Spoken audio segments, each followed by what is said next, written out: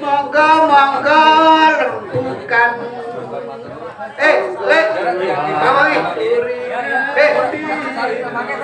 Kowe ler apa to? Kowe wingi lali to. Jare kowe wingi bar kelangan wedhusmu sing dingon. Aku ya bar kelangan wedhus. Jare sapa sing do kelangan bondo, sing kelangan kewane kon lapor nang kuwi. Oh dadi iki to sing do kelangan wedhus kelangan sapi. Nggih, kula kelangan wedhus. Oh kelangan wedhus. Kula niku kelangan wedhus. Sampeyan sampeyan iku. Kula kelangan darat. Piye to? Kok wis sapa to sing jenengmu iki? Oh iblis iki. Jenengmu sapa ta sur? Kaya wong itu ada ke. Ngeten, sampean sinten Mas asmane? Asmane kula wis mari. Saiki tak tambahke.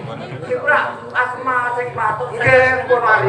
Jeneng sampean sinten? Oh, Mas. Kula sing kelangan wedhus. Oh, dadi ana sing kelangan wedhus iki sing jenenge Mas Panci iki po. Panci. Mas Panci. Aku mau dikandani dari Mas Panci kelangan wedhus. Panci. Oh, Mas Panci. Panci iki sak papan papan jenenge iman. Panci dengan. Niki wonten apa ya? Kok gecapan ling atok wonten riku. Nang munggah kok ya. Oh, mangga sekecake nggene pun Pak. Kula ajeng ngedhuske gawuh. Iki kata laras. Sur, pun mangga, pun. Ngene iki seru. Heeh, piye? Kula niku pirang-pirang dina niku ora sedih. Sedih merga napa to, Mas? Merga sapi wulan wedhus kula ilang. Mula kula badhe laporan, ning mriki wis ora aman kok kaya maling.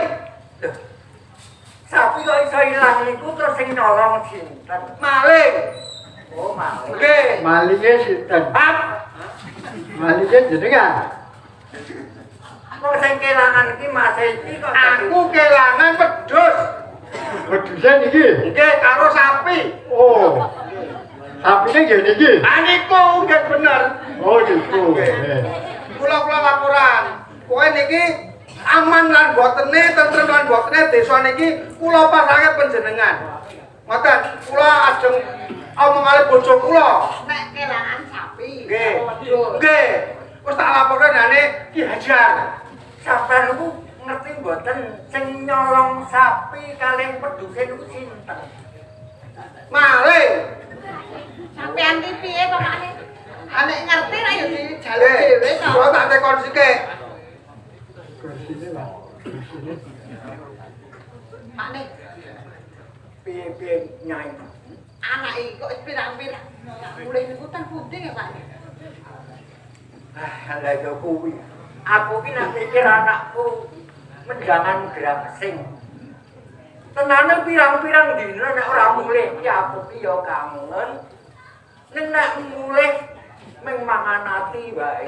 Iki ning pripun-pripunake wong anak kok pakne. Aku sing tak kuwatirke iki. Gegek wong kelangan wedhus, kelangan sapi iki mergo anakku jangan grangsing yo. Kula wau niku rak lek kula mendel mawon. Mboten jawab niku kula ya mikir gegek kok grangsing sing nyolong sapi karo wedhus niku wau pakne. Wong biyen grangsing iki nyolong iki tak omongi, tak kandhani wis mari. Ngaten Bapak. Nek sakniki malah grangsing niku ngoten kok pakne. Lah yo aku krungu. Seko sedulur kulon kono jane ana tak wadon dibebon beda. Nggih. Anane grangsing iki ming nesu ngendelke karo dayane. Lah kuwi sing tak kuwatirke kuwi. Tenane grangsing iki bocahe pinter. Ane mau tumindak niku sing mboten leres. Lah ya kuwi. Wong tak ulang, tak welep Aji Jaya Ngawijaya. Nggih. Tenane iki dheweke pinter. Nanging ora gelem nglakoni. Awang tenane nggonku melu jajalan matahari. Jangan ajing jodoh kamu jajan iki pamrih supaya kamu ketulung marang sak padha-padha. Ade. Ane ke Mas Grasik menika namung gugane iki ambak. Mboten saged penggalih bapa menika. Kula saya masih isin lho Pak Nek karo tangga teparo niku lho Pak Nek.